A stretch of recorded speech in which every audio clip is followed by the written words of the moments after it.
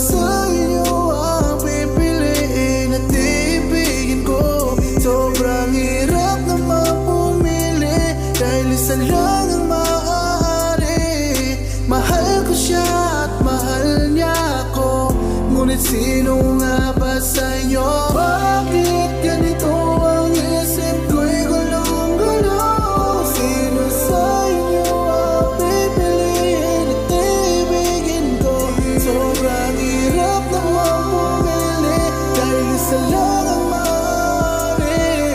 Mahal ko siya at mahal niya ako, ngunit sino nga ba sa inyo? Sino nga ba sa inyo ang aking mamahalin at pipiliin kong maging karamay hanggang marating at maabot ko ang pangarap na ikaw ang makasama sa paglikha ng panewang mundo na ikaw lang ang aking kasama. Ngunit may mga bagay na dapat natin sundin, isang sistemang masakit na kaya nating tanggapin kahit lamang sa damdamin. Isa lang ang dapat piliin, pagkalito sa aking isipan at labag sa saloobin, pag-uuriran sa naramdaman ang aking gagawin. Kung sino nga ba sa inyong dalawa ang dapat mahalin, ako'y sobrang nalilito, hindi alam ang gagawin. Kung dalawa lang sana ang puso ko nang kayo'y pagsabayin, ngunit kahit anong gawin talagang malabo nang mangyari. Isa lang ang aking puso't isa lang ang nagmay-ari. Sana darating ang araw na ika'y makakahanap ng tunay na nagmamahal na sa iyo ay nararapat. O bakit ganito ang isip ko'y gulong-gulo?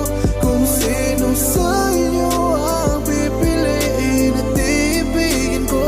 Sobrang hirap na mapumili dahil isa lang ang maaari.